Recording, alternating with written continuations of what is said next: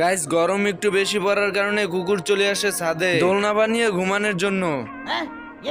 কুকুরের দোলনা বানানোর জন্য দুটি গাছ প্রয়োজন ছিল, আর এদিকে একটি গাছ থাকার কারণে কুকুর দোলনা বানাতে পারে না, তাই জঙ্গলে চলে যায় গাছ আনার জন্য। বলদ কুকুর যে গাছটি বাছাই করে বাসায় নিয়ে যাচ্ছিল ওই গাছে একটি বাঘ থাকতো। কুকুর গাছ নিয়ে যাওয়া দেখে বাঘ তার পিছনে পিছন দৌড়াতে থাকে। অবশেষে কুকুর বাড়িতে গাছ নিয়ে আসে, এরপর গাছ লাগানোর জন্য ছাদের উপর খোদাই করতে থাকে।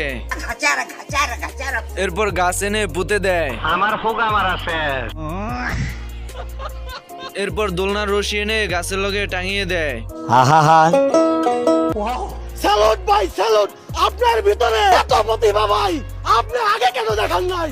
আমার চ্যাটার বাল। আচ্ছা, এর ভিতরে কলিং বেল বেজে ওঠে। মাং মাং কোটাই গুন্দাই রে।